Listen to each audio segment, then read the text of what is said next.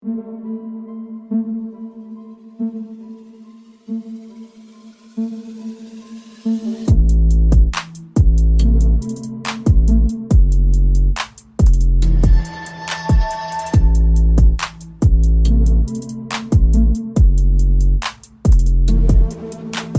and welcome to the 8th edition of the Next Man Up podcast. My name is Logan Wertman, and I'm joined by everyone's favorite Ukrainian-American Anthony Letzvenyuk. What's up? And so we're here to talk about the NBA draft from last night and also a lot of NBA news that's been happening over the last several days. But to start off, we're just going to go through the lottery picks, talk about, I guess, our just initial reactions of when they happened, when they were announced, and what disappointed us or what we liked about them. And then we'll kind of skim through the rest of the draft as we go along and then get to news later. But to start off, Anthony, who did you think, at least before you saw the number one overall pick? I don't know if we've talked about this before, but who did you think was going to go number one? I thought Anthony Edwards was going number one the whole time. Yeah, me too. There was a lot of that LaMelo Ball, like, rumors and stuff of people just throwing it around. Like Mike Schmitz from ESPN and tons of people like that were saying, like, just a week ago, that LaMelo Ball has to be the number one pick, and lots of teams are operating as if he is, and all that kind of stuff. But yeah, it really just seemed to be like nothing's really changed since like several months ago when the lottery was first set. This was like the order, that we thought it was going to be. Yeah, for sure. Yeah. So when Anthony Edwards got announced, that was probably the least shocking thing that happened all night. And his fit there in Minnesota. What do you think about that, Anthony? I think it could work. I think it could work well. I think he fits in to that, shooting guard role if they go with D'Angelo Russell at the 1, but he can also play at the 3, and then have Rubio now at point guard, Russell shooting guard, and then Edwards there at small forward. And I think they have a solid core, good young core, and I think they're, going on a good trend. I don't think they'll make the playoffs again. Yeah. But I definitely think he could be a good piece to this team, but he could also just be a flat-out bust. Yeah. Yeah, it really could go either way. I agree. I think there's a role for him on this team. My question is whether or not he fits into it. I think that's really his choice. Like, he has all the talent you need, from skill set. But I think it's going to be a mental thing as well as, like, the way he's going to fit alongside D'Angelo and Karl Towns. So, but it'll be interesting. Like, those three guys are all going to be guys that can go and get you buckets. But, yeah, we'll see how they develop and see what he becomes, I guess. But, yeah, that pick wasn't very interesting. It was like everybody knew that was going to happen. So, Anthony Edwards came out of Georgia, which was a really bad team this year. If there was a tournament this year, they would not have made it, probably, unless they did something crazy in the SEC tournament or something. But yeah. Yeah. And then so the second pick in this draft was this pick was a little bit more unclear than the Anthony Edwards one, but I think there was still like more of a consensus on this one than most picks in this draft. And that was James Wiseman. There was talks of maybe like Denny Avdia from Israel going here, and some people like that, maybe even LaMelo Ball. But yeah, I think this was by far the best pick imaginable for Golden State. And yeah, definitely. Yeah, it kind of sucks also with Clay, the news of Clay going down last night that we got. It really changes the trajectory of this team, and I think this makes that an even better pick because, like, you're not drafting somebody that necessarily is going to be a contributor right away, but he could turn into something for your franchise moving forward. So I think, instead of, I think it's a better thing than if they were to trade down and get like, I don't know, like Jalen Smith or somebody like that, a center to kind of just plug and play instead of like having star potential. I guess is what I'm saying. But Hmm. yeah. So what did you think about that pick? I like it. Very, very good pick. Mm-hmm. I think he'll fit right in. I think he could Yeah. start or on the first game. Um, and I think he'll just be great on that team. He's a very good rebounder. He's a little skinny, so Mm-hmm. they'll definitely need him to bulk up, especially to Yeah. be a center in the NBA. Um, Yeah. but he's got a pretty good jump shot as well that he can develop and kind of swing out sometimes. But I like it. I think he fits in better to the Warriors than Anthony Edwards into the Timberwolves. Yeah. So, Definitely. I 100% agree with that. Um, And I guess since this is our first time ever covering any of these prospects on this show, I'm just gonna, I guess, talk a little bit more about Wiseman. Like, so what I've heard at least, a lot about him with his concerns of his jump shot and stuff like that. Like he has that like potential, but it's not something that really seems to be cemented in his game right now on the NBA hmm level. But like at worst with Wiseman, what you're drafting is like possibly like a DeAndre Jordan type of type of guy. Like yeah, he's that size, he's that athletic.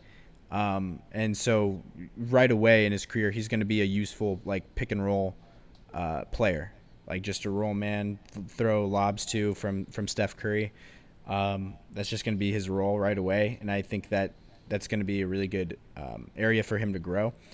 But yeah, at the very least in his career, that's the stuff that type of player can give you. But what can turn him into a star is if his jump shot does develop, and if he can really also expand in his like playmaking and putting the ball on the floor, which he like already shows signs of all of that. It's just whether or not that stuff comes to fruition. yeah, definitely. Yeah.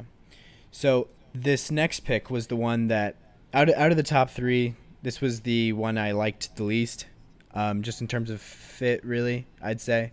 Um, but it also like it was I was for some reason not thinking we would get these three players all in the top three.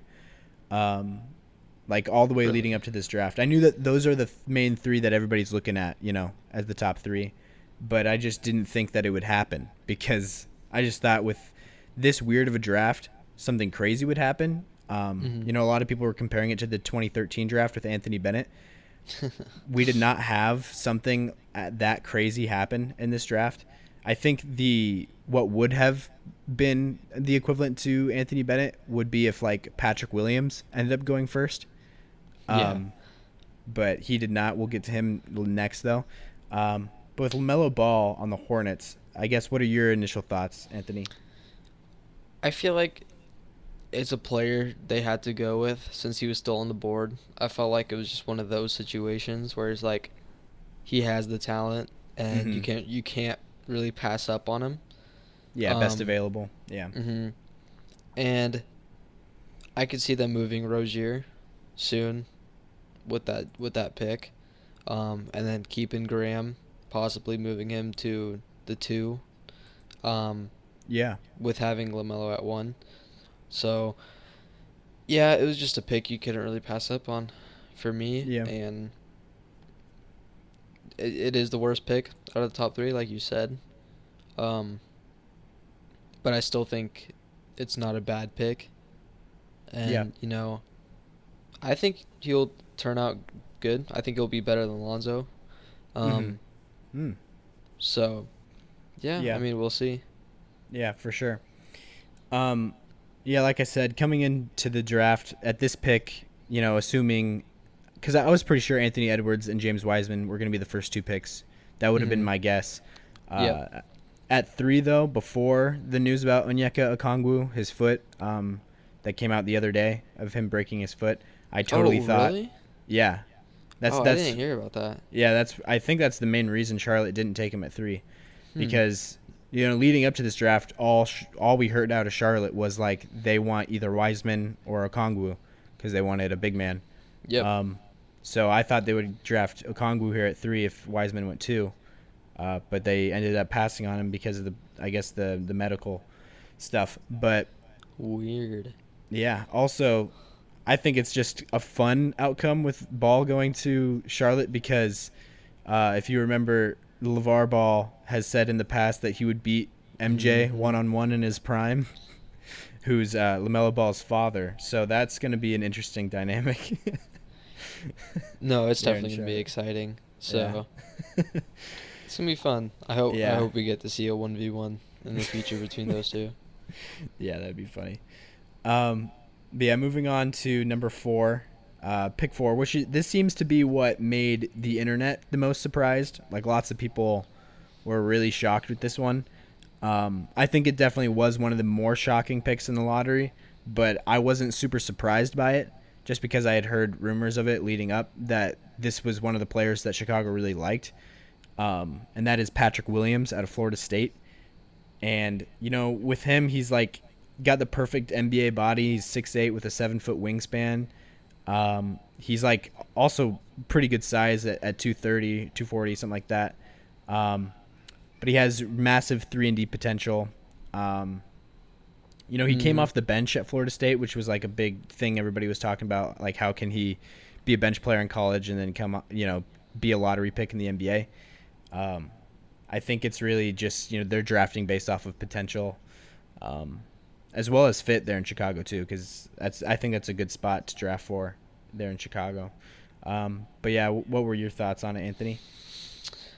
I was surprised, but after some research, I didn't mind the pick too much. I think he'll be a good wing. He also is a very good free throw shooter. As I recall, I think he was shooting low 80s. Yeah. Yep. So, I mean, and that's always good to have with an NBA player. But no, for sure, definitely has a lot of potential. And only being 18, 19 years old, he'll definitely only get better. Yeah. And I think he'll fit in, probably off the bench, starting off there. But definitely has a lot of potential. Yeah, I agree. As Anthony said, how young he is actually the youngest U.S. prospect in this draft. Really? Yeah, which is pretty crazy. But yeah, so the next pick, number 5, that one was so this was actually one that I had in a lot of the mock drafts that I had made, like within the last few weeks. I kind of just went through and mock drafted out like the first round a few times. And this is really a fit that I liked a lot, and it did end up happening. There was some rumors, though, before the draft, like the weeks upcoming. I thought I heard a lot about, Isaac Okoro actually falling out of the lottery, even. What? For some reason. A lot of people were talking about that. Apparently there were some concerns just because he lacks shooting a lot is his biggest red flag, but I think he's going to turn into one of the best wing defenders in this draft, if not the best. I think he's probably at that level right now already. So, Anthony, what did you think of this pick for Isaac Okoro to Cleveland? I thought it was good. I thought it was really good. It fits very well with Sexton, and then I can't get my Darius Garland? Can't think Darius Garland, and then with Okoro at 3, it's very young, but a good core to build up upon. So I liked it, and one of the best fits definitely in this lottery. Yeah. At that pick, so I like it. Will be good. Definitely a lot of work to do with that team still, but yeah, for sure. Good young core. Cleveland isn't going anytime soon. So definitely. Yeah. So moving on to pick number 6 to Atlanta, that was where Onyeka Okongwu ended up going, who I thought was a guy that was probably going to go at 3, but he did fall to Atlanta. He's a big guy out of USC, 6'9". He is compared to Bam a lot defensively, just because of his switchability, able to switch onto smaller, faster point guards, can Mhm. defend 1 through 5. So he's a really nice prospect in terms of that. But I really don't like the fit there in Atlanta just because of Yep. how many rim runners they already have. Um, like they have John Collins, Clint Capella. Capella. Now they got Yeah. Onyeka Okongwu, and all of those guys. I guess I don't know much about Okongwu's jump shot, but like Clint Capella is not a shooter in any way, like at all, especially from outside. John Collins is Mhm. a poor 3-point shooter, but like he can do stuff in the corners. I guess he's just not that great of a shooter. It's just a weird fit, I think, with what they have there.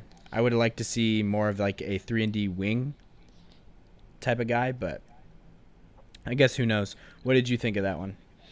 I didn't like the pick. I Mm-hmm. mean, I would maybe it's just another one of those talent situations where you just can't pass up on him, Yeah.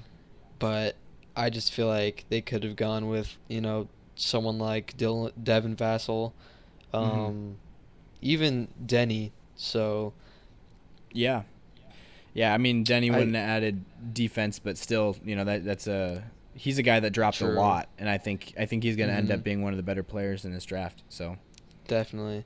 Um, but yeah, just didn't really make sense to me. But we'll see. We'll see how they're gonna do things in Atlanta with those three guys. So, Mm-hmm. Yeah, for sure.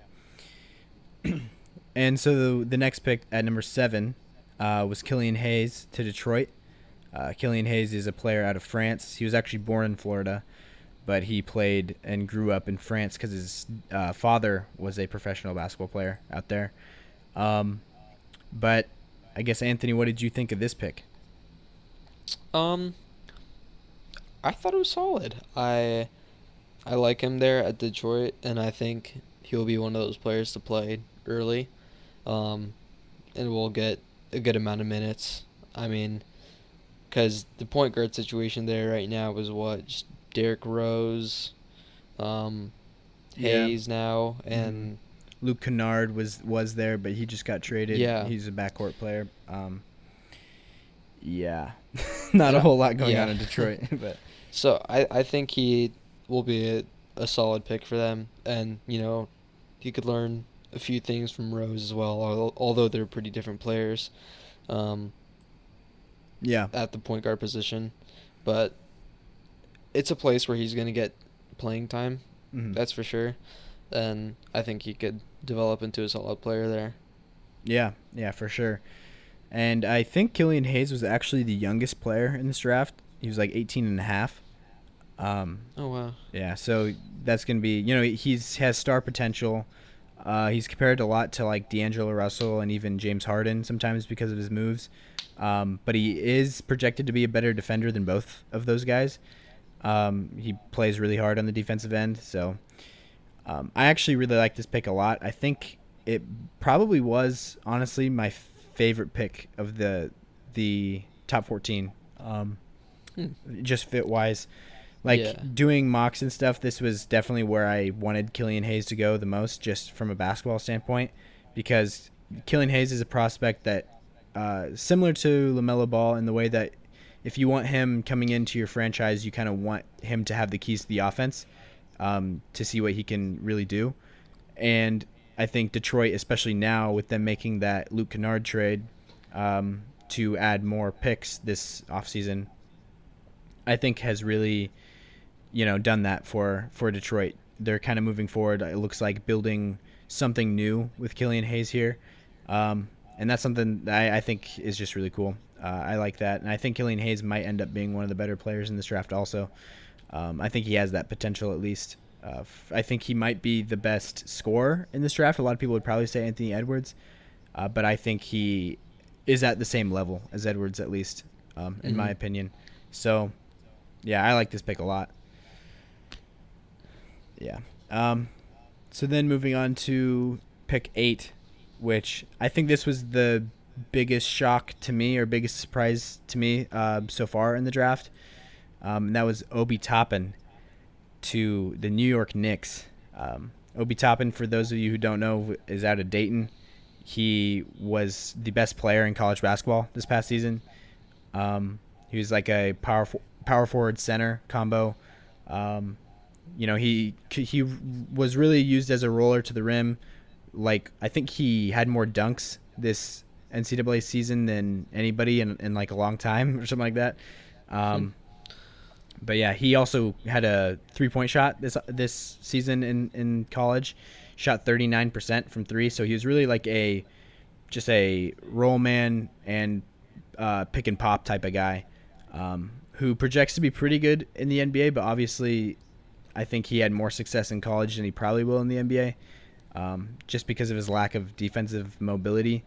But he's compared a lot to Amari Stoudemire, I see, especially offensively, just because of the lob threat that he is. That's like the comparison I see all the time.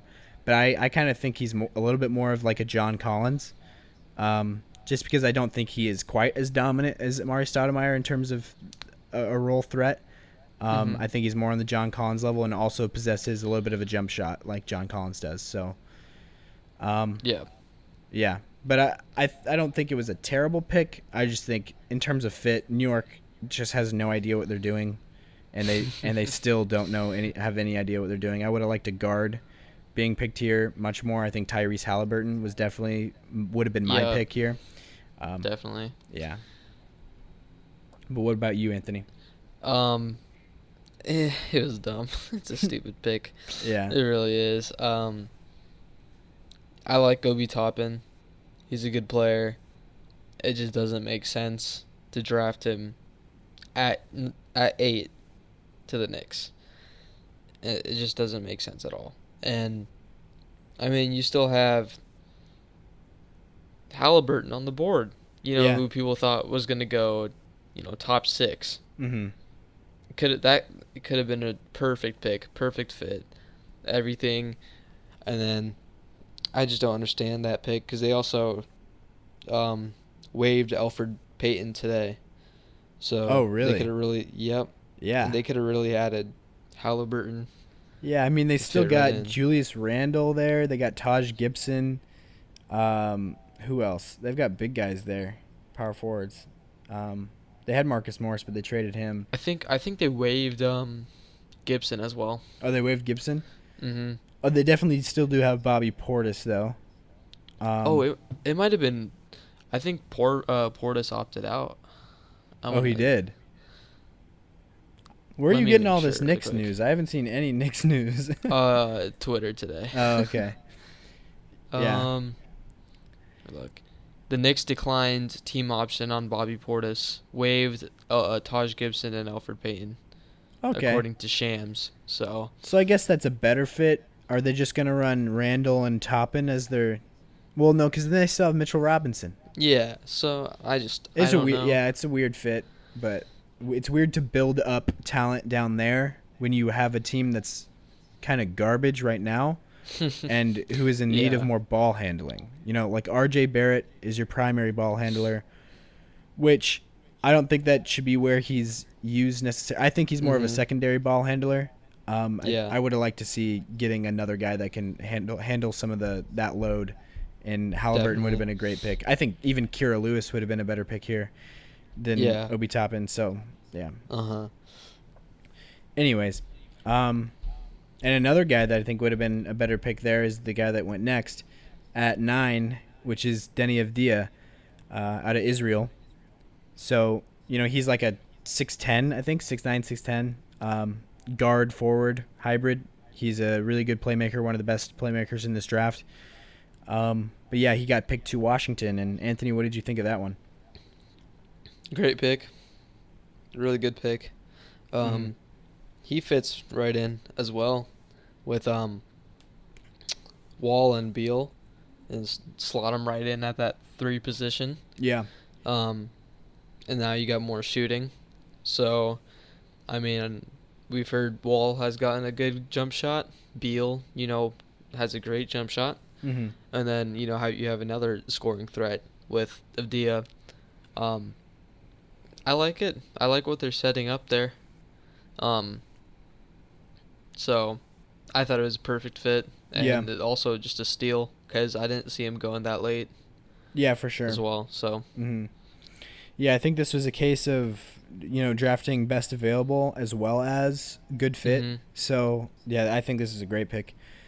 Um, like you said, I think he's just a nice young prospect to see what he could turn into with this Yeah. Washington team that really has. I mean, it has a little bit of direction now with John Wall coming back, but you still don't know what he's going to be like this season and whether or Mhm. not Beal will be staying long term. So yeah, I think this was a great Yeah. a great pick in a lot of different ways.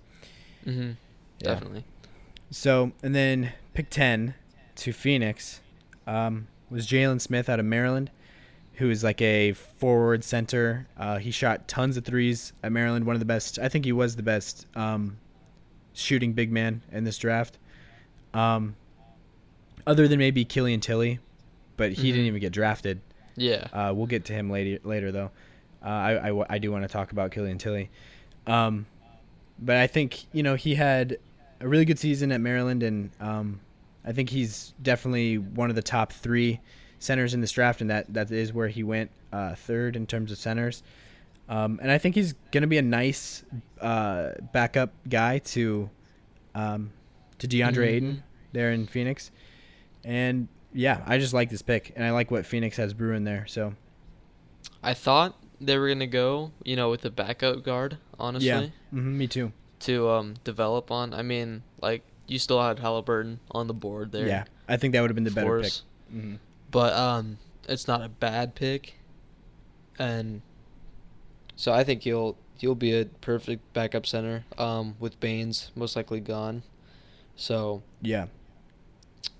I think it'll work out. Hmm. I mean, if you just want to also just go mega defensive, you could put him at that 4 position as Yeah. well if you really wanted to. Hmm. Um, but no, I like it. Yeah. Solid pick. Yeah, for sure. I also think that Boston would have been a great destination for him. I think our friend Jacob Yeah. definitely would have been very Mhm. happy about that if he would have slipped to 14. But Mhm. we'll get to Celtics later on and what the heck they were doing in this draft. But because it doesn't seem like, I don't know. I guess we'll trust in Danny Ainge, like Jacob Yep. likes to say, but we'll see. And then so at pick 11 was Devin Vassell, or Devin Vassell, however you pronounce it. He came out of Florida State. He's like one of the better 3-and-D wings in this draft, but he got picked to San Antonio. Um, and Anthony, what did you think of that? Um, I like it. Mm-hmm. You know, Popovich, will coach him well to be a good, defensive guard forward, to fit in there. Um, no, I think it works out very well. Can learn from Rudy Gay and some of those guards there. Um, they have a ton of point guards though, Yeah, like a ton of wings as well. So, um, we'll see with that. yeah, But I like the pick. Definitely has a lot of potential there. So, mm-hmm. Yeah. I agree. I think the better route would have been Sadiq Bey. Would have been the better yeah. pick here. I think that or really just any type of power forward wing type player instead of Vassell, who is he's more of like a shooting guard 3-and-D wing. He's like 6'5", Mm. 6'6". Oh, gotcha. Doesn't have a ton of size. Sadiq Bey is like 6'9", can play that 4 spot for you. I Mhm. think that just would have been a better route, um, but Devin Vassell, well, I keep switching it up on how to say his last name, but I think he's going to turn out great in the Spurs system. So, but yeah. And then at 12, this was, I think, possibly the steal of the draft. Really, this pick at 12 was Tyrese Halliburton to Sacramento. I think he should have gone several picks higher, Mhm. um, and he might turn out to be, I think, the best like team playing guard in this draft. Like probably not going to be a star, but it's going to be a great like off ball presence in your backcourt and Yep. on ball. I think he could do either, but I think he's just going to be a Definitely. great running mate for a star in the backcourt. So, and him to Sacramento to play alongside De'Aaron Fox, that works out perfectly.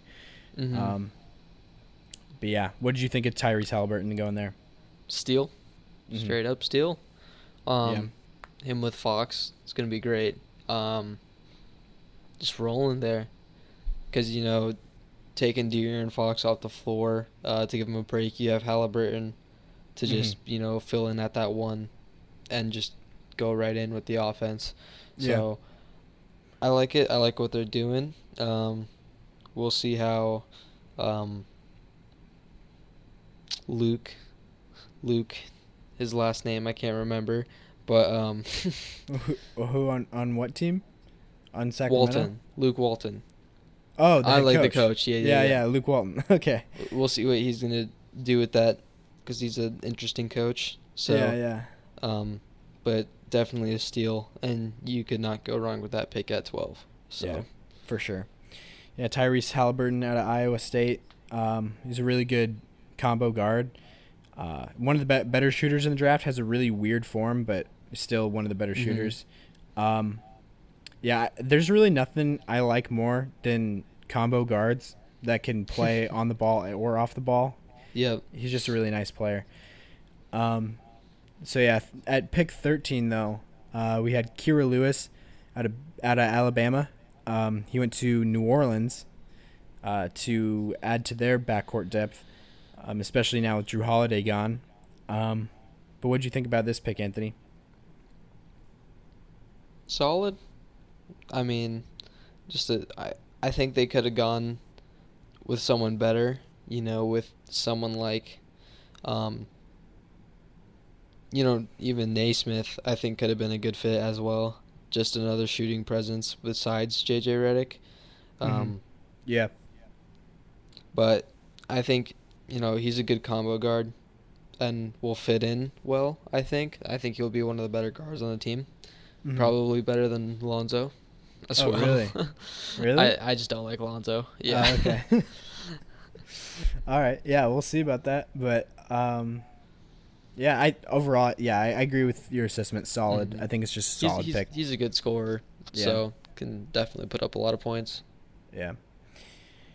And moving on to the last pick in the lottery at 14. This was the one that I guess Jacob talked himself into, but he was not super happy about at first. And that was Aaron Nesmith out of Vanderbilt. He got picked to the Celtics. He's like a 3, not really D, guard forward. It's he's one of the better shooters in this draft. I said that already about a couple of guys because obviously those guys are going higher. He was the number one shooter. According to who? Most outlets. Oh, really? ESPN kept saying he was the best shooter as well. You're right. ESPN was saying that. I did not like the disrespect from ESPN, though, on Tyrell Terry. I think Tyrell Terry is the best shooter in this draft, personally. Really? But, yeah. He has the most range, and he shot the really good percentage on way higher volume than basically anybody else in here. But Nesmith, he's a really good shooter, too. I hear a lot of people compare him to like Danny Green minus the defense, which isn't that great. But yeah, he just lacks lateral quickness. Is a lot of the stuff that I've read about him, just to stay in front of guys. But so we'll see what he can turn into with the Celtics. I think it was just a weird pick, like fit wise, because Celtics is already loaded with wings. What they really need is either a center or backup point guard. I think would have been a better route. So, yeah, I think even Cole Anthony, who went next at 15, I think would have been a better pick here. I also think that Precious Achiuwa would have been good here. Yeah, he would have been good. Yeah.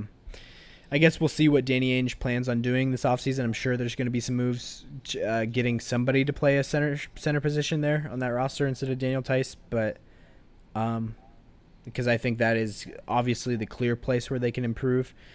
But yeah, we'll see what happens. And then at pick 15, we got Cole Anthony out of UNC, who is projected to go. You didn't even let me get to talk about Naismith. Oh, I didn't? I thought. No. Okay, never mind. I'll let you go ahead on Nesmith. No. I think I like it. I like it at Boston, although I hate Boston at the same time. They did not have any bench shooters, Yeah, that's true. so I Well, I think guess they him. had Brad Wanamaker, but Uh, uh, eh. yeah, I like drafting somebody to get rid of the Wanamaker minutes. That I like Yeah. that too. But yeah. No, but I think he he can fit in definitely on the bench. I think that's what they were looking for with Hmm. picking Naismith. Just a very good shooter, spot up shooter, just to put right in. Um, at the end of the first quarter, and just let the other guys rest. Put some Mm. 3-point shooting on the court. Yeah. Um, I thought it was a solid pick, and Brad Stevens is a great coach, so I bet he can get something working on his defense, um, making him work out with Marcus Smart. Mm. Um, but I liked it. I thought it was a solid pick. Yeah. All right. Yeah, I can definitely see the value. Shooting works anywhere, so Yeah. any team could use more shooting. So, Mhm. um, so at pick 15, we got Cole Anthony out of UNC. He's one of the point guards that was projected to go much higher earlier in the year, like Yep. before he even entered college. But he ended up Mhm. playing for a really bad UNC team, one of the worst UNC teams in a long, long time. Um, Mhm. and he also missed a lot of the year with injury. Um, so a combination of those things was really what caused him to drop. But he ended up going higher than I saw him going in most projections. Yeah. So, yeah, but that was good. He went to Orlando. What'd you think of that, Anthony? I like the pick. It's very good fit wise, in my opinion. 'Cause you have Augustine starting there right now. I'm pretty sure. Yeah, him or Fultz sometimes. Him or Fultz. They've kind So, of switched I off. think Cole Anthony will fit in. At that bench, at that 6-man position maybe. Um, just popping right in with Hmm. Augustine going out. I think they're pretty similar players as well. Um, Yeah. so I think they were just looking at a good, young, explosive point guard who can also shoot and create offense. Hmm. Um, I Yeah. like the pick, and it's a good fit. Magic got someone good, so Yeah. Yeah. I agree. I think Cole Anthony is one of the few players in this draft that has like legit star potential. Um, because there's not a lot of them in this draft, but he's somebody that I could see becoming an all-star one day. yeah. Um, and I think where his middling projection would be, like what would be his average destination, would be like a sixth man scorer or something like that. Like not your Mhm. primary scorer, but somebody that can get buckets for you and handle the ball a bit, like kind of like a Dennis Schroeder or something like that. Yeah. Um, so yeah, not I don't mind this pick at all. But he's also one of the guys that I would say might have one of the lower floors as well. Just has a lot of different variations in what you could see ending up with him. So, but yeah, moving on to, I guess we've kind of exited the lottery already and we're kind of just going through the Yeah. picks. But yeah, I guess we'll stop there and just kind of go into just kind of looking at what each team walked away with. So we'll start with Atlanta, which they got Onyeka Okongwu at the sixth pick, which I already talked about. Well, we already talked Mhm. about that. It's not a great fit, but he is going to be, I think, a heck of a player in this league. So probably not a star, but I think he's going to be a nice rotation player anywhere in the Uh-huh. league. So, and then at the 50th pick, they got Skylar Mays out of LSU, who he played point guard and shooting guard there, so he's a combo. But I guess I don't know too much about him, but I think he does provide a bit more defense from what I've read. Um, which most of these guys picked back there probably won't end up seeing too much time, but yeah. And then they got an undrafted player, Nathan Knight, who's a center. Um, but yeah, and then moving on to Boston, we got Aaron Nesmith at 14th, who we already talked about at Vanderbilt, and then 26 was Peyton Pritchard out of Oregon, who is the Pac-12 Player of the Year. Which this was a weird pick. What did you think about this one, Anthony? Yeah, it was weird. Very early. I mean, I've saw like mock drafts with him going 50, 60 undrafted. Yeah. Um, but I don't know. Maybe just Brad Stevens saw that underdog in him. Mm-hmm. Um, I mean, he's a good shooter. Uh, Yeah, for sure. and I think he could be a backup point guard. We'll see with that.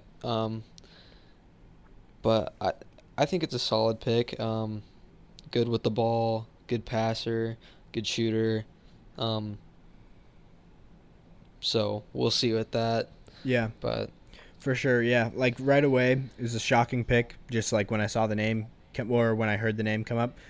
But I was like, after a little bit of like sitting on it, I was kind of like, it actually could turn out pretty good for them because they do want some backup point guard guys coming in there uh, to fit into the rotation because Brad Wanamaker, like I said before, is really not been a great player for them so far. And maybe Peyton Pritchard could fit in there and become somewhat of a decent rotation player. That could happen, honestly. And the system for him to do it in would definitely be like a Celtics type system. So yeah, yeah, not a bad definitely. pick. And then they also got at pick 47 Yam Madar out of Israel, who played a lot with Denny Avdia actually Hmm. in the same league. And I actually read that he was more of a star in the league that he played in. Like he didn't play for as good of a team, so he had a lot more minutes. Avdia came Yeah. off the bench on the team he played for. He got like 15 minutes a game. But he's a little bit older than Avdia, and he's like also smaller. So he's like a 6'1" point guard, I think, something like that. Hmm. So yeah, I guess same type of thing with Peyton Pritchard, just a lot less known about him. Yep. So yeah, and then with Brooklyn with the 57th pick, they got Reggie Perry, who honestly I didn't know, but he's out of Mississippi State. He's a center. Um, Charlotte got quite a few things. They had LaMelo Ball at the third pick. Um, and they also drafted Vernon Carey at 32, which was a lot higher than I thought he would go out of Duke. Hmm. Um, but yeah, he had like, he's like one of the throwback big men types, a lot like Jaleel Okafor, back to the basket type of game, Hmm. not super mobile. Um, so yeah, he's the type of guy that would go a lot higher like 10 years ago, but just where the NBA's at now has kind of eliminated that type of player really from prospects. But yeah, did you have anything to say about that? Um, no, I just not really. Yeah. um, I mean, it's not awful, but definitely could have gotten someone, who's more of a rim runner. Yeah. Um, but I mean, he could, come off the bench to provide some scoring, but I just didn't see him going that early. Same. So, Yeah. And then they got Nick Richards out of Kentucky at center, Grant Riller out of Charleston, he's a point guard. And then a undrafted player they signed Nate Darling out of Delaware, who's also a guard. Yeah, and then with Chicago, they got Patrick Williams at 4, which was one of the more surprising picks for a lot of people out of Florida State.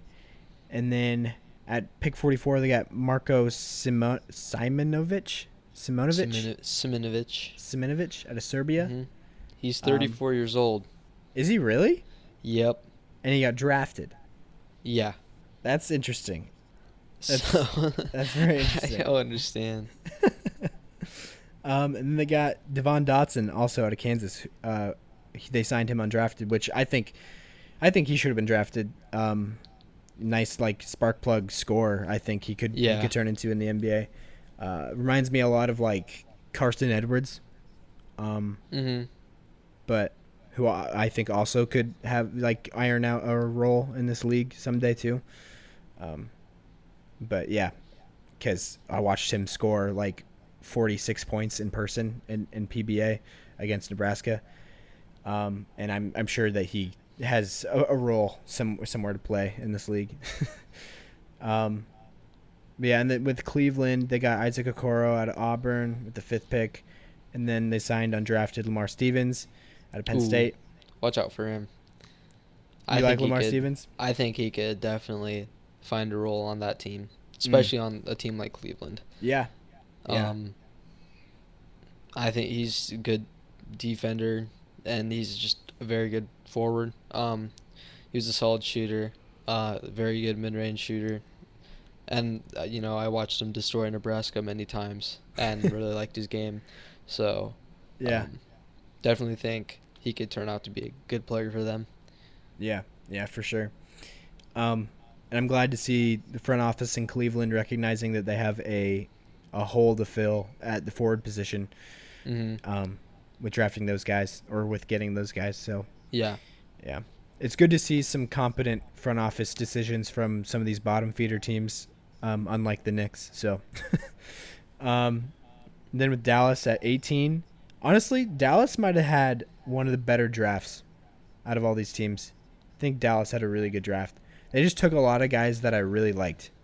Like these are all Yeah. prospects that I looked at and I was like, honestly, I kind of like them going to the Nuggets personally. Um, Hmm.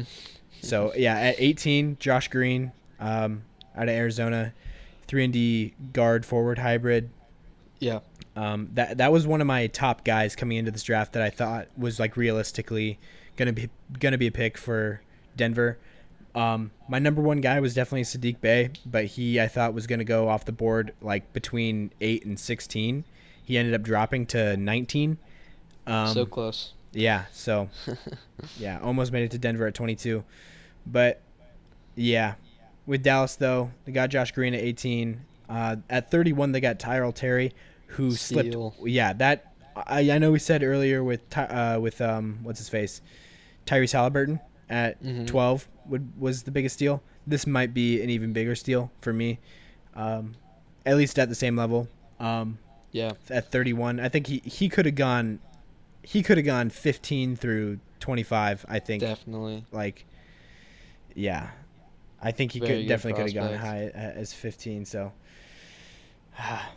anyways, but they traded away Seth Curry to Philadelphia, the other night Hmm. for Josh Richardson.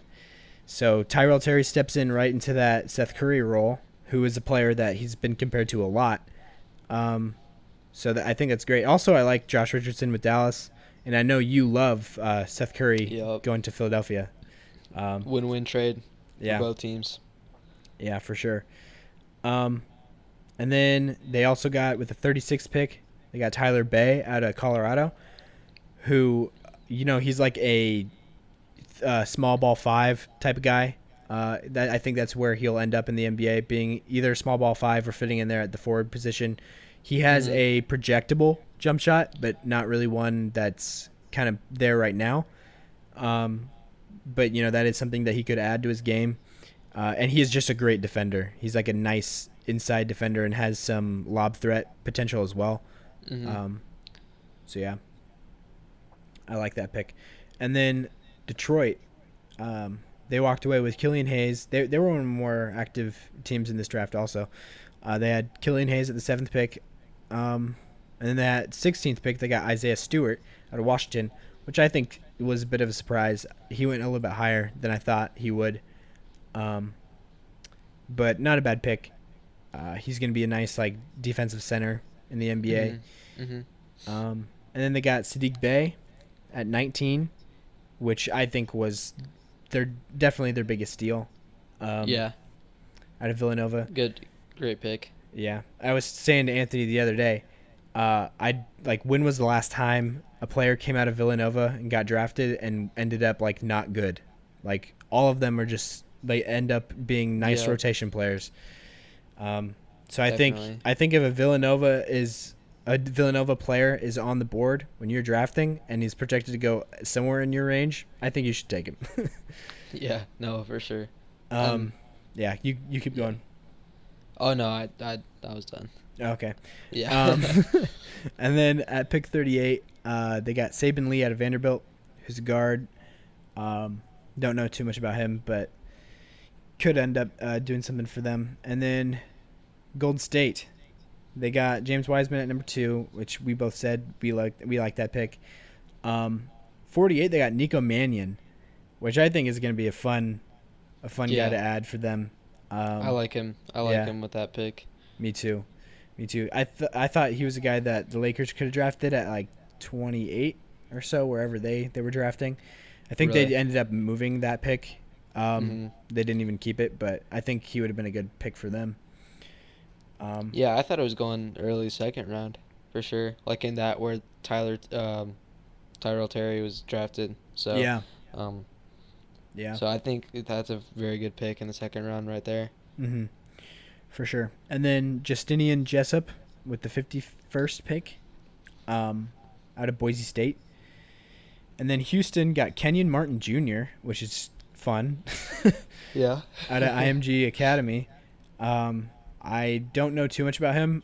Obviously, I'm a fan of his dad because he played for my first favorite team with the Nuggets, in like the 2007 2008 range when I Mm. really fell in love with basketball. So, um, but he could project to be a nice 3-and-D guard forward. Um, and then they got an undrafted player, Trevelyan Queen, out of New Mexico State, who's also a guard forward hybrid. So, and then Indiana got Cassius Stanley, who I think it might be a steal. Um, he has, a projectable jump shot. Not he's already not a bad shooter right now. He wasn't at the college level at least. And Yeah. then he's, I think, the most athletic player in the draft. He beat Zion Williamson's max vertical leap Mm. record at Duke just the year after Zion set it. So, yeah, he's going to be somebody to look out for. I think could end up doing something in the NBA, but also maybe not. I don't know. Yeah, definitely a hit or miss pick Yeah. with that. Hmm. But yeah, not much to lose though. Picking at 54. And then undrafted, they got Rayshawn Hammonds out of Georgia. Um, and then the Clippers ended up with Daniel Oturu out of Minnesota, who he's a nice rim running big. Mm. And then at 55, they got Jay Scrubb, who Watch out for him. really you like Yeah, him? I like him. Yeah, I heard a lot about Um, him just leading up to the draft. Him coming out of junior college as kind of climbing the ranks and possibly getting drafted, and he did getting drafted. So yeah. I think he'll be. I think he'll be really good. Mm. Very good scorer. Very athletic as well. Um, Definitely a weird route he's taking, but he definitely has a lot of potential. Yeah, yeah, for sure. And then undrafted, they got Jordan Ford out of St. Mary's. And then Los Angeles Lakers ended up with Xavier Simpson out of Michigan, which I don't know. I guess I did watch a lot of Big Ten basketball, but I don't really remember him much Just out a of good Michigan. passing guard. Oh, he is? Someone to maybe fill that Rondo role somehow. Not Oh, definitely yeah. not won't be as good, but Mhm. kind of a similar play style. Yeah. Like passing wise and um, drive and kick out type of player. Mm. So Yeah, that makes sense. And then at 30 for Memphis, with the 30th pick, they got Desmond Bain, who they actually traded for that pick, out of TCU, who I thought also should have gone much higher. uh-huh. Honestly like him better than Neesmith. I think that if Boston Really? would have taken Desmond Bain instead of Aaron Neesmith, I honestly think that would have been better in my mind. Just because he's projected to be a much better defender in this league and also possesses a 3-point shot that is one of the better ones in this draft. Mhm. So I don't know. I like Desmond Bain. I think he was slept on a lot in this draft, but Yeah. yeah. I would have liked him at 21 as well for the 76ers. Oh, yeah.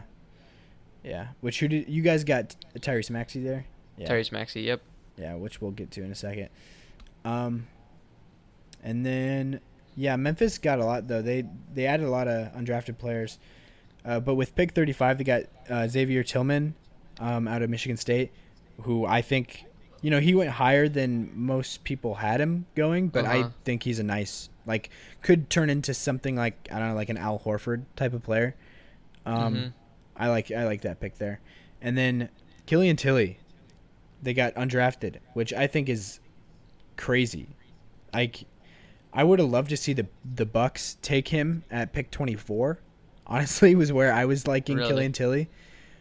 I know that he fell to the undrafted mainly because of medical concerns, but still, he's one of the better shooters in this draft. I think he could turn into somebody like a Davis Bertans. Yeah, that's exactly what I was thinking.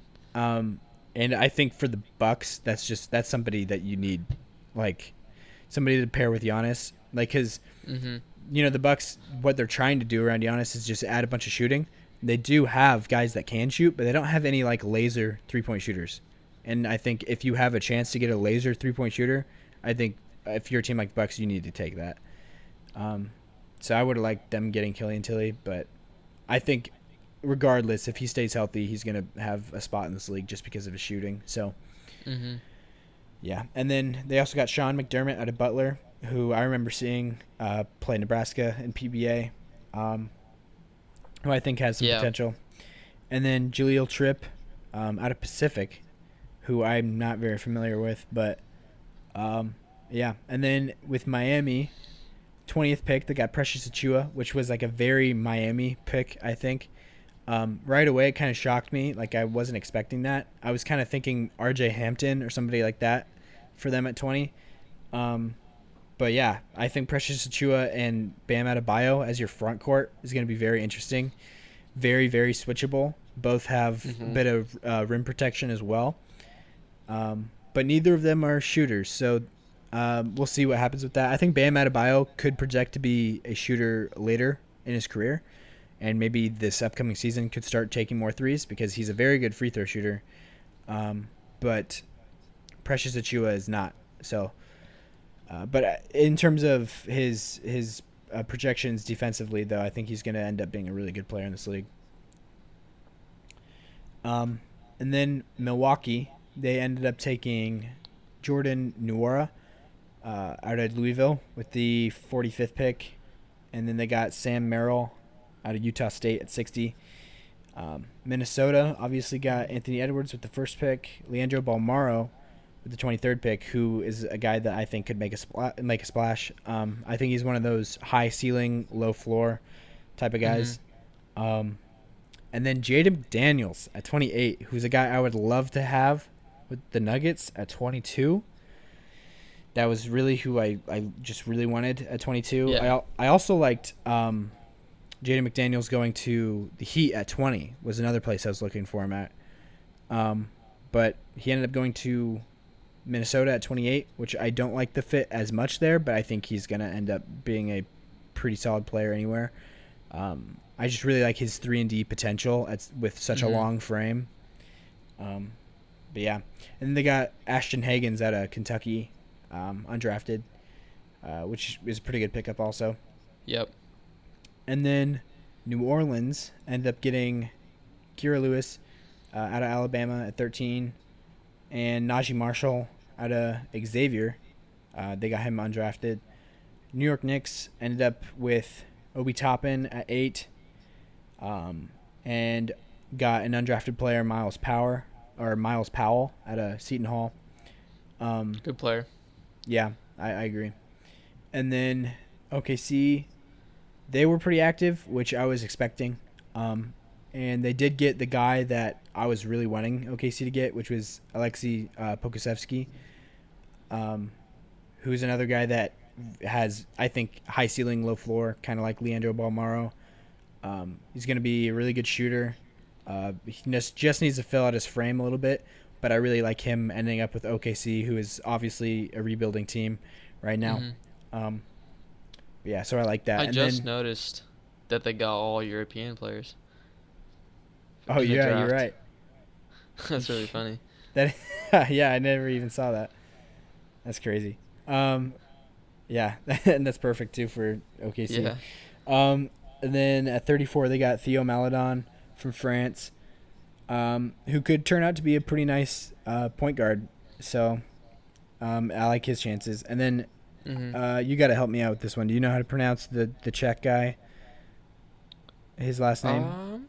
Vit Krejci? Krejci. Yeah. Krejci. Yeah. I don't know too much about him, but I've heard he is a shooter. So, always good to draft shooters. And then Josh Hall, they got undrafted. And they also got Omer Yurtseven out of Georgetown, who I think was from Turkey originally, though. They got him undrafted as well. And then Orlando, we already talked about them getting Cole Anthony at 15. That is all they walked away with, but good pick. Philadelphia, we'll probably spend a little bit of time here. Um, they ended up with Tyrese Maxey. And did we skip Denver? Oh, I We think definitely yeah, we definitely skipped Denver. We'll go to yeah. Denver after Philadelphia. Um, I but don't know yeah, how we skipped Denver. yeah, that was weird. And then at 21 for Philadelphia, they got Tyrese Maxey, who I think is a great pick for them. I'll let you kind of take away for Philadelphia though, since it's your team. So you go Yeah. ahead. I like Tyrese Maxey. Definitely. I would have been okay, or I would have liked Terry better, just because of his shooting. Mm-hmm. But Maxey definitely has that combo guard potential, and he's a very good all-around scorer. So he can drive and score in the paint. He's a good passer, solid defender as well. Yeah, I mean, very solid. you can't really go wrong with a Kentucky guy. Mm-hmm. So I like the pick. I think he has a great work ethic. So Yeah, definitely for like sure. him at 21. For sure. Isaiah Joe, who I think is also a steal that people should look out for. Yeah, Um, I agree. Sharpshooter, Mm-hmm. and just fits right in on that Sixers team. Yeah. That I could see him even like taking the spot of Korkmaz because he's a better defender. Yeah, that's true. Yeah. Just more athletic and everything. Mhm. And then Paul Reed, solid, late forward center pick. Still need a backup for Embiid, so Yeah. if he can possibly fit in that 5 role, we'll see with that. Mhm. I liked it. I liked the draft, and I just liked the day overall. By Maury's first official day as a 76er, I would say. Mhm. So Yeah. Yeah, for sure. With Tyrese Maxey though, I think might be the best glue guy out of this draft, other than maybe Halliburton. But yeah, I like him a lot. Honestly, I think I see a lot of Marcus Smart in him. To be honest, being similar size and just a tenacious defender. I like the potential of Tyrese Maxey. And I also like Isaiah Joe out of Arkansas. So yeah, good draft for Philadelphia overall, I think. And then we'll talk about Denver really quick before we move on, because I accidentally skipped over them, and that is my team. So with the 22nd pick, they took Zeke Naji, who out of Arizona, but I didn't love that pick personally. It's definitely grown on me, but I personally, definitely knew that you were gonna wince at it. yeah, Why? Yeah. But yeah. I mean, I saw a lot of mock drafts with him going to Denver, but I just was like, no, I don't want that. I just want. I would have liked Josh Green. I would have liked Desmond Bain. I would have liked Sadiq Bey, but those guys didn't fall. We could have gotten Bain. We could have gotten a few other guys that we really liked there. yeah, But Jaden McDaniel's another guy. But yeah, I don't know. I think he does have some 3-and-D potential as a center, but I don't think he's as mobile as you would want for a guy to play power forward alongside Jokic. good piano player though. Is he? Yeah. Did you watch the ESPN draft? Yeah, I don't remember that though. Really? I was kind of You busy don't- during the draft, so I wasn't watching everything. Okay. But Yeah, they had a whole spiel about him being really good at the piano. oh, that's funny. Yeah, I thought, I don't know. I personally with Denver team building for me, I don't want to draft a backup defensive center. I think that's what they were doing. They want to their answer for Jokic's shortcomings as a rim protector is to just draft a backup center that's a good rim protector. But I don't like that idea, because I want him to be on the floor. I don't want to have to take him out and put in a Mason Plumlee like we have for a while now to just protect the rim when we need it. like I'd rather build the team in a way that we don't need as much rim protection, where we just get a bunch of 3-and-D wings that are switchable and can stay in front of the point of attack. So I would have loved to see like a Desmond Bain, who is a great guy for that, or Jaden McDaniels. I think that would have been a much better like choice there. But I see the thought process though of taking Zeke Naji. And then RJ Hampton at 24 is somebody that does kind of fit in what I was saying with being a defender that is pretty switchable for the most part, especially with backcourt players. But and he's one of the more athletic players in this draft. But I don't know. I like PJ Dozier, and I feel like they just will kind of fit the same role. And then we're just going to end up having to choose between the two. And I think Dozier's a better shooter than Hampton. I don't know. I liked PJ Dozier a lot and what he showed in the playoffs this year. So I don't know. But I guess RJ Hampton could turn into something great. Who knows? I'm not going to scoff at getting him because he was somebody that fell quite a bit from what he was projected to go earlier in the season. So has star potential for sure. But yeah. And then Marcus Howard, we signed him undrafted, which I like. You know, he's could be like a spark plug scorer, backup point guard. So yeah, like overall not a bad draft for Denver, but didn't love it. Could have been better. Yeah. That's for sure. Yeah. So yeah, moving on to Phoenix now. They got Jalen Smith with the 10th pick out of Maryland. Undrafted, they got Tyshawn Alexander, who was a guy I thought should have been drafted. He played for Creighton. I think he has some of the biggest stones in this draft. He's like one of the biggest just shot makers, clutch players. Did a lot for his team at Creighton, guarding a lot of really good guys on the other team, and also just hitting biggest shots of the game. So I think he would have been a great pick for a lot of teams, but he did fall to be undrafted, and I think he could play a role somewhere in Phoenix. So definitely. Yeah. And then Portland ended up really not doing much in this draft. I thought they would, but that was before the Rocco trade, which I love for them. Portland getting Robert Covington is a perfect guy. Pick. Yeah, perfect guy to fit there. So, but they did end up with getting CJ Ellaby out of Washington State. He's a 6'6" guard forward. Could be a 3-and-D wing. So, like, I like that pick for them. But, the value of, I guess it's a 46th pick, so he might not end up being a rotation player, like, at the start. So, when they had the 16th pick originally, I would have loved, like, Sadiq Bey for them there. Yeah. But Rocco, someone even better. Yeah. So, but Robert Covington ended up being basically like a veteran version of what they would have wanted with Sadiq Bey. So, yeah. And then for Sacramento at pick 12, they got Tyrese Halliburton, which is a mega steal.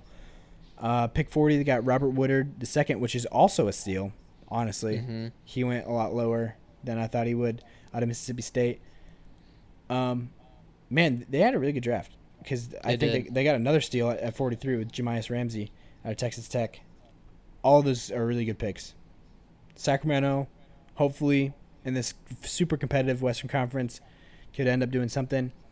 I like Sacramento. I also just want their playoff drought to end. I think they're going on like 15 years now. Jeez. So, yeah. That's awful.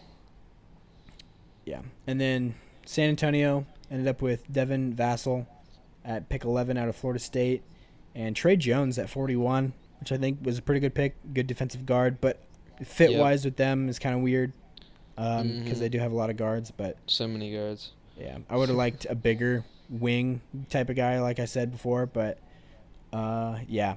And then Toronto picked Malachi Flynn at 29 out of San Diego State, who I think is that's a very Toronto-y pick. Yep, undersized guard. Yeah, I like it though. Yeah, good pick. Yeah, and then 59 they got Jalen Harris out of Nevada, who's not a small point guard, but he's more of a good-sized combo guard. And they do usually Toronto will turn in, like later draft picks into rotation players. So we'll see what they do with Jalen Harris. And And then Utah with the 27th pick took Udoka Azubuike out of Kansas, which I was super surprised by. Yeah. That was a lot higher than I thought he would go. I was thinking he'd be more in the 40s or 50s. But, yeah, I guess trying to find a backup center for Gobert, which I think they have a pretty good backup center right now in Ed Davis. But, Well, they just got rid of him oh, today. did they? Uh-huh. Man, I am behind on news, I guess. With what? Got to get that Twitter on NBA. Yeah, NBA Twitter. So what happened with him? They just waived him or what? I think they did waive him. I'm going to look to make sure.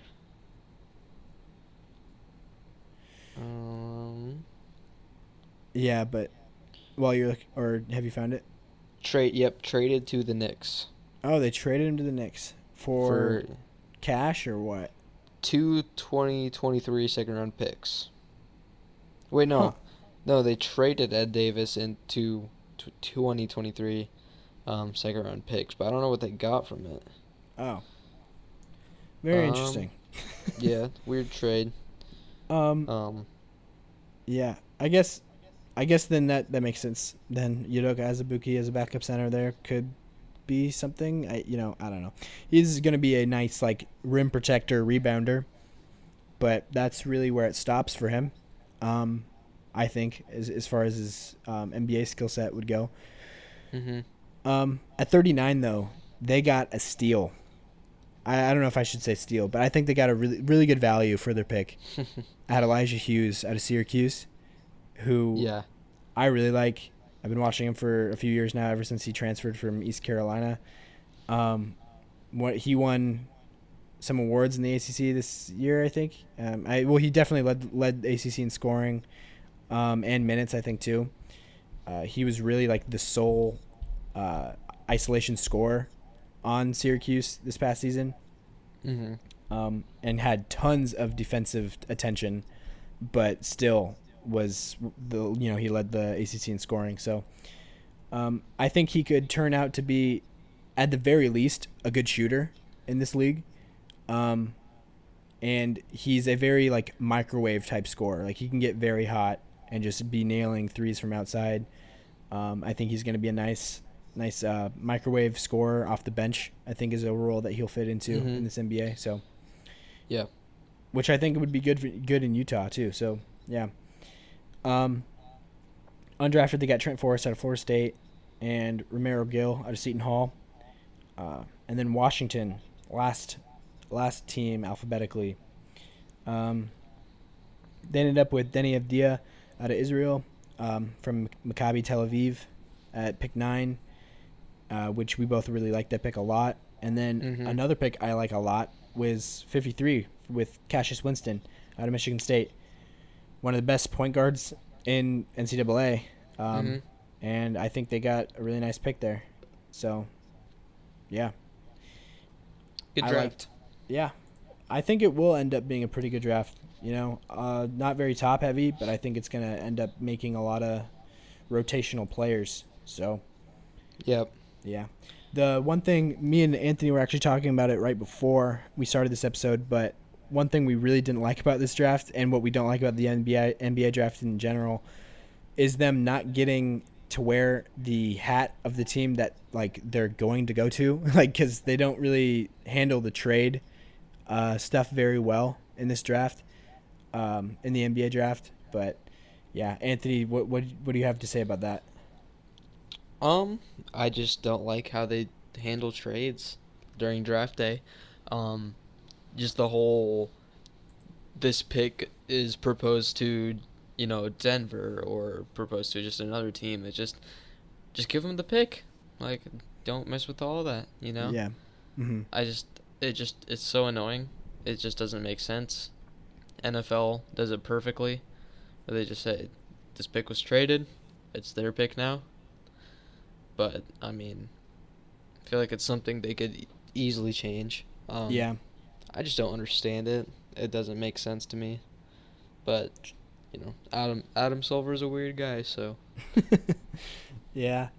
I think it has something to do with, like, trades aren't finalized for a while because they have to go, and we just saw that with the Bogdanovich trade. sign and trade to the Bucks, which just fell through. So that's weird. I'm shocked that Bogdanovich doesn't want to go to Milwaukee. Yeah, I thought it was weird. I'm like, you don't want to go to a contender and be like a great piece for that team. Yeah, and also It's just I've heard from a lot of people that him and Giannis are very close friends, apparently. really Yeah. what? So that I don't understand that at all. Like Maybe something like family wise. yeah, maybe he just doesn't want to go to Milwaukee. I don't know. Like it's weird, but I think that would have been I guess we'll see what happens exactly with him, but cuz I don't know where he's going to end up now cuz he's a restricted free agent. He might just end up going back to the Kings.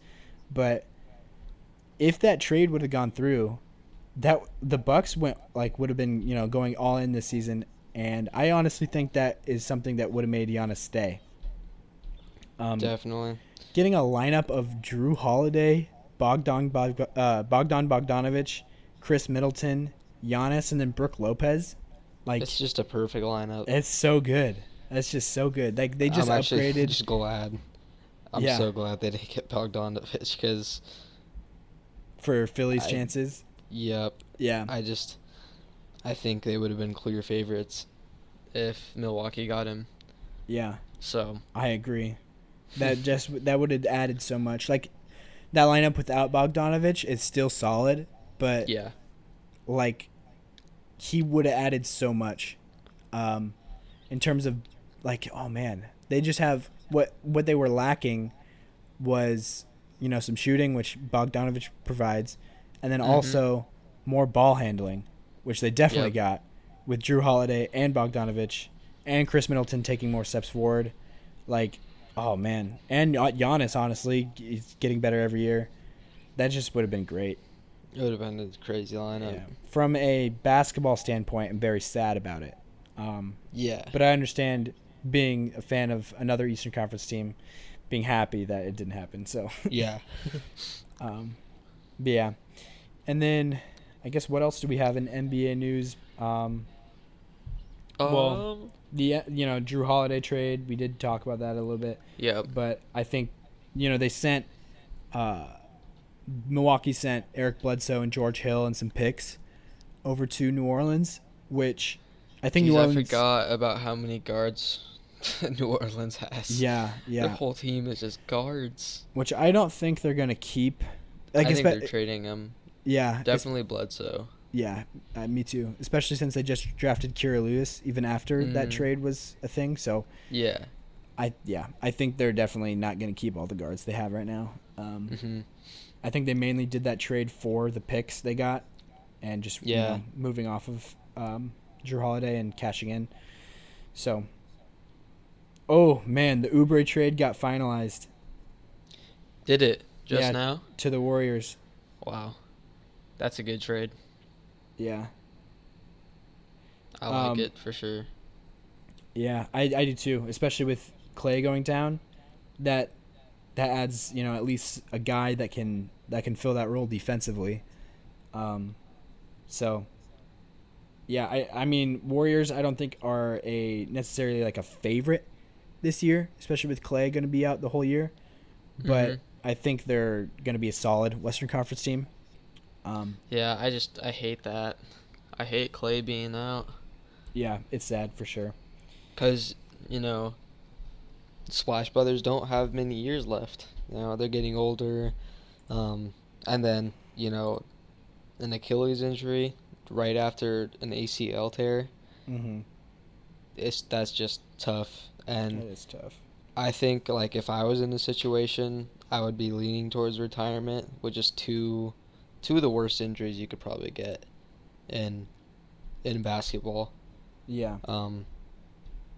I mean, he had great explosiveness as, with his position as just a spot-up shooter, really. Yeah. He could also be that explosive player, drive. So we'll see what he does. Mm-hmm. But yeah, I think he's still going to be a shooter. I think he's going to keep that for sure. But yeah, defensively, which is a huge part of his game, I think he obviously going to have a bit of a fall off there with both these injuries. So, yeah, that is a sad occurrence for Warriors fans and also just basketball fans. But Yeah, Um, definitely. They still have Wiggins though, so we'll see if he can, you know, reignite his career at the Warriors. yeah, So, I think Wiggins is gonna be a better fit in Golden State than he was in Minnesota. mhm, Minnesota, they were making him be the first or second option, trying to turn him into a star, which I think he might fit in better playing a role.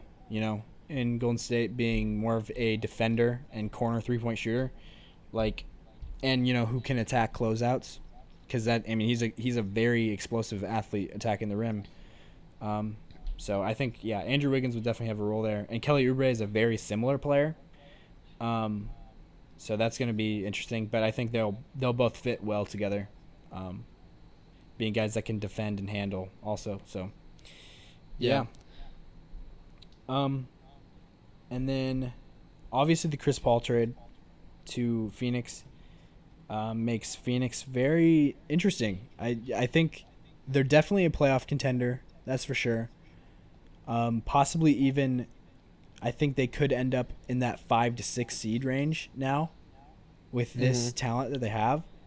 Definitely. Yeah, I think it's really interesting development in Phoenix. I seen like a lot of people on Instagram and Twitter and stuff that are Phoenix fans that hated the trade. Really. Like, yeah, like I I saw mean, tons of comments from Phoenix people like, "Oh, what are you doing? If like Chris Paul's old, and Kelly Oubre's good, stuff like that." But I'm like, dude, Chris Paul was 7th in MVP voting at his age. Like he has not slowed down. yeah, and Like he's would be amazing to pair with Devin Booker. That'd just be great. it's a perfect, you know, just team. Like it's a very good team. Not perfect team, but a very like one of the best Phoenix teams in a while. Yeah, Probably the best since, 2006, 2007. So, yeah, for sure. I'm excited to see what that cuz I like watching Suns. I want them to I really like Devin Booker. Um Yeah, that's your Western Conference favorite team, isn't it? yeah, I would say so. I mean, I I just I got into Devin Booker and I thought he's been underrated his whole career, and like people saying he's not a top player, one of the top players who's under 25. Like people would rank Zion ahead of him.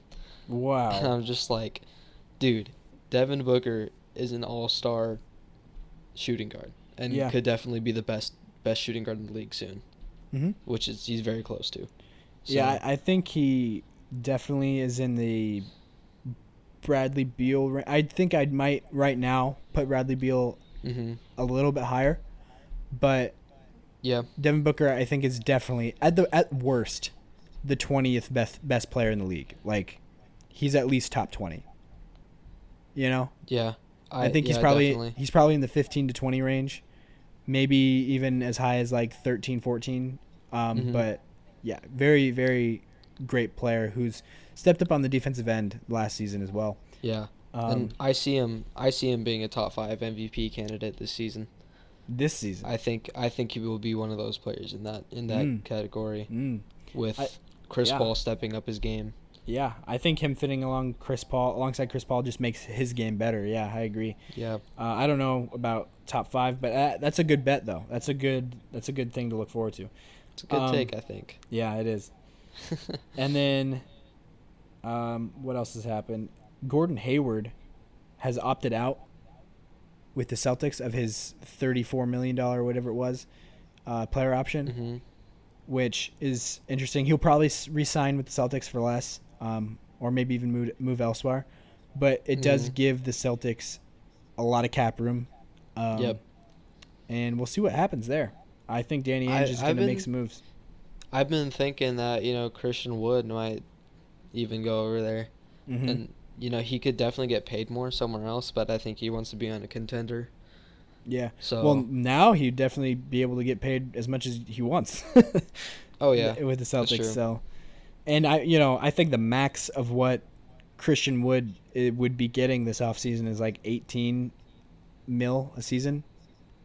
He's probably Really? in that 12 Mhm. to 18 range.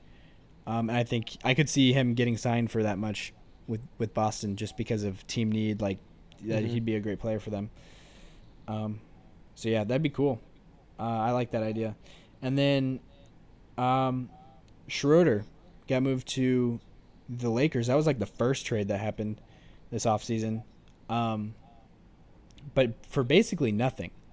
Yeah. The Lakers just gave away Danny Green and is the 28th pick? Is that what it was? Yeah. Think so. For Dennis Schroeder, which just makes them so much better. Yep. That is like It's a perfect fit. yeah. Yeah, just some ball handling, guy that can shoot, defend. Like, Mhm. it's just a clear upgrade to what they had going. Like, he's a clear upgrade even over playoff Rondo this past season. Yeah, for sure. So that's gonna be scary. Also, LeBron and AD acclimating even more to playing together for another season. I think Mhm. I think Lakers are the favorite going into the season, and for good reason. So Yeah, yeah. not surprised with that. I'm also seeing that Nerlens Noel is close to signing with the 76ers. So I think that's a Ooh. perfect backup center to Embiid right there. Yeah, yeah. I think And those are guys that probably won't be able to play at all on the floor together, but mhm, yeah, good backup. very good backup. And Also funny that they he's get going back to Philadelphia. they get to reunite. Yeah, So they're very good friends too. So it'd be cool to see. yeah, yeah, for sure. Um, and then I also wanted to touch on the Harden and Westbrook trade rumors Mhm. before we end, and this is something that I'm very fascinated with just because I have no idea what's going to happen. I don't know if the Rockets are just going to be like, yeah, we'll just keep these guys, or if they will move off of them. Um, for the Westbrook stuff, I've seen some him for Wall trade reports I to would not take Washington. that. For who? For Actually, Rockets? no. It Thinking would be Wall and some picks. Wall and some picks. Yeah, Hmm. for Westbrook. I'm thinking now, like you just don't know the state of Wall, Yeah, like how his explosiveness is, because that could be very very good, pairing with Beal as well. Um, hmm, that's really tough. It's really tough. it's also just a weird like circus trade. It's just Yeah. it's so weird. Mm-hmm. um, but yeah, and then Westbrook to like Hornets and Orlando and stuff like that are like a lot of the other rumors, which I think Westbrook where he'd fit best in the league right now is just on his own team where he's gonna just drag a team in the Eastern Conference to be like the seventh seed or something like that, Yeah. and maybe put up like a 50-point triple double or something like that at one point. Um, Mm-hmm. but so I don't know. I don't really see a contender where Russell Westbrook really fits. So, in my opinion, Yeah, that's for sure. yeah. And then Harden might go to Brooklyn, might go to Philly. We don't know. Might stay in Houston. I have no idea what's going I on. think it's gonna be a team that nobody was thinking of. Oh, really? Yeah, I just don't. I just can't think of the team. Do you think there's going to be like a star they get in return, or do you think they're just going to get a bunch of assets? Um, I think they could just get a bunch of assets just to straight up rebuild, Yeah. which wouldn't be bad, you know, Mm-hmm. for the Rockets at this point. Yeah. Because I just don't know what they're trying to do currently, but we'll see. Because they're most likely not going to run small ball anymore since D'Antoni's gone. So Yeah. it's just a weird situation. They're definitely not going to make the playoffs in my eyes, though. The Rockets won't. Especially Yeah. if they trade either one of Harden or Westbrook. Oh, totally. Yeah. If they do move off of Harden, for sure, I don't think they Yeah, make the playoffs. definitely. But yeah, I heard some people talking at some of the events and stuff I've been at the last few days about Harden though going to Brooklyn, and I understand like a lot of people's reactions of saying like, oh, that that would be horrible. Like they would need 3 balls and stuff like that. Like how him just fitting alongside Kyrie and KD would be awful, which I Yeah. do understand. There's way too much shot creation there, but if you're an opposing team playing against those three guys, like what are you gonna do? Like they have would have so many options. It would be so hard to guard. Like Kyrie will probably be missing a lot of time, like he always does. KD might not be his back to his full self. Mhm. Getting Harden, I think, could be a good move, because I at least from what I've heard from NBA insiders, people that have been close to Harden, Mhm. that he said before that he thought hero ball and rock in with the Rockets, like all the iso ball stuff was fun, but he didn't want to keep doing it. He wanted to be in a more Gotcha. basketball situation where he's playing a lot more off the ball, playing more in a situation that is built like team oriented, um, Yeah. which he could definitely be that in Brooklyn. He's somebody Yeah. that could play on the ball or off, like he did in OKC. He's a vastly different player in Houston than he was in OKC. Mhm. OKC had I all like the Mono Ginobili comparisons. yeah. What were you gonna say though? I still really like Levert at that too though. With Irving and KD, I really like Levert there. Oh, you do. Mhm. I think Levert he's a very good player, and I think would fit right in at the number 2. But I mean, obviously Harden's the better player, Yeah. but fit wise, I mean Levert is still they're still in a great position to, you know, win a championship. I think Hmm. because they don't want to give away too many players that can help. If they don't want to, I don't think they should get rid of Dinwiddie, um, or Levert, but we'll see. Oh, really?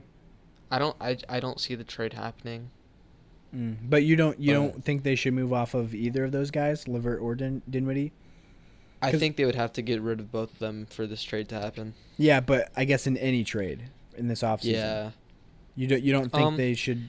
I think they could get rid of one, I think which I they would I think lean they towards need to get rid Dinwiddie. of one. Honestly, I think they I just would I need would keep to. Levert, just with the situation. I agree. I'd agree with that. Like Dinwiddie's a better shooter, but Levert better defender, um, Could and defend. Yeah, yeah. can play off the ball too a bit. Mhm. Um, yeah, I guess I don't know. I like with Brooklyn. I just don't like how much shot creation they do have with like their guys. It kind of reminds me of the Clippers. How we Yeah. were going into last season with Paul George, Kawhi, Lou Williams, and Montrez. Mhm. All guys that are like scorers, and we just thought like, oh, those guys are going to be great together because they have so many options. But it turned out to be kind of like the falling out of their team because Yep. those guys wanted their touches too. So I don't know, and they weren't really good off ball. They weren't really good when they didn't have the ball in their hands. And I'm wondering if having Dinwiddie and Levert there with Kyrie and KD kind of has too much of that also. Mhm. Um, but yeah, I'm a fan of Karis LeVert though. I like him wherever he'd go though, and I think he's a fine fit in Brooklyn too. So, Yeah, definitely. um, but I guess a Harden trade, Harden on that team wouldn't be as catastrophic as people think. In my opinion. Yeah, definitely. That's for sure. Yeah. Um, and then also I wanted to touch on just really quick, Nebraska basketball, which me and Anthony, we both live in Nebraska. Mhm. Um, they got their first 5-star recruit in franchise history or in program history Yep. with Bryce McGowens. So, yeah, Yeah. what do you think of that, Very Anthony? exciting.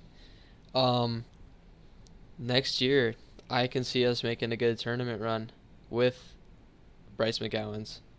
Oh, really? Yeah, for sure. Um, and I'm really liking the team that Hoiberg's putting together too, because the recruiting class for next year is top 25. So Yeah, yeah, I saw that. which is very good to see for Nebraska basketball. 23. um,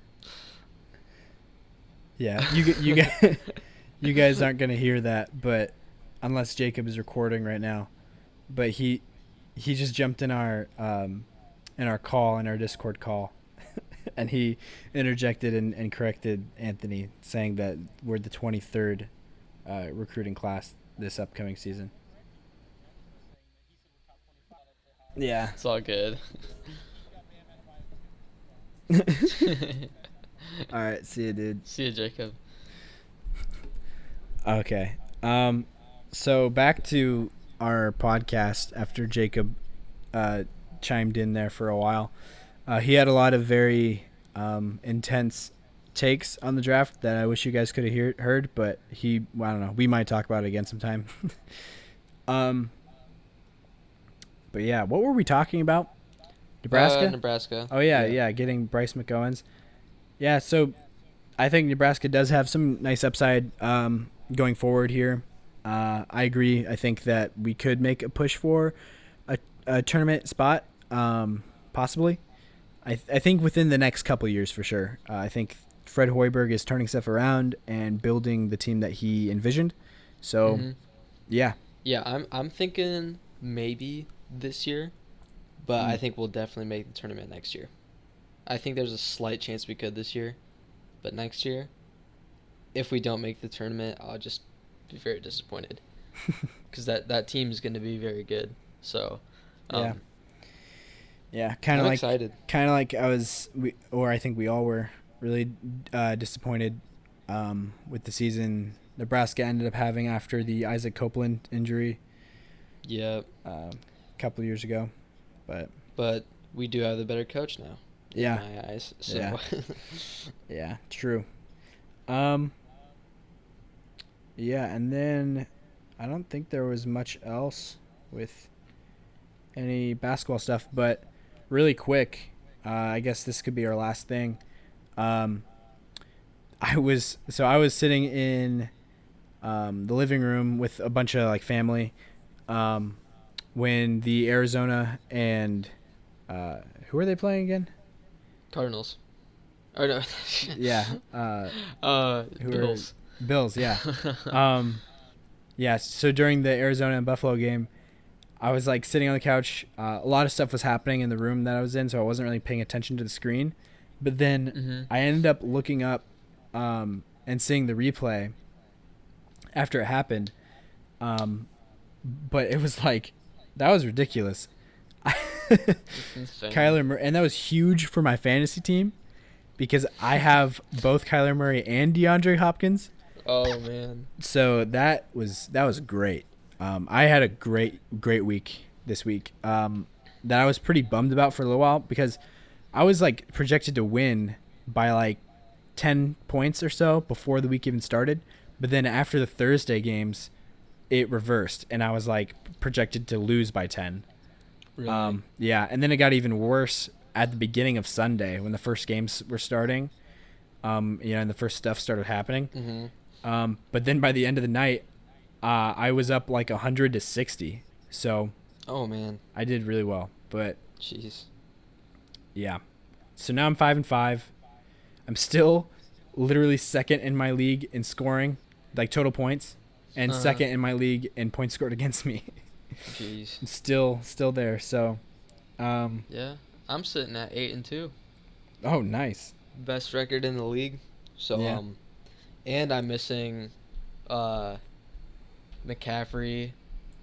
Mixon, my two best scoring fantasy players are both out with injury. Yeah. So, it's been fun. Yeah. But I've still been winning. So. Yeah, for sure. I'm good with that. I just thought we should touch on that because that was a huge sports play. So, pretty crazy. Definitely awesome. Yeah. And then also, Jacob's probably really happy about Pats getting a big win over Baltimore. And also, he's probably happy about Tom Brady bouncing back last week, or this past week. Yeah. Having a really good game after he had a really bad one. So, definitely. Yeah. And also, we'll touch on MVP stuff on a later episode just because, with the MVP ladders that both Anthony and Jacob have made on our last few episodes before. I'm wondering if they've changed much because I feel like they probably have, but I guess I don't know. I wanted to hear that from them. But I'm seeing a lot more Pat Mahomes talk for MVP now than I was before. So I wanted to run that past them, but we'll save that. So yeah, I guess this will conclude this episode. It was a really fun one. Nice to just talk basketball for a while. Yep. For sure. But yeah. So thank you guys for listening. Anthony, do you want to remind the good folks at home to do anything? Yeah, go ahead, like, subscribe, comment, follow the feed on Spotify, Yep, the whole shebang. Yes, sir. Episodes every week. Yeah. So go ahead and click those buttons. Yeah, for sure. All right, well, thank you guys for listening. We will talk to you guys next time.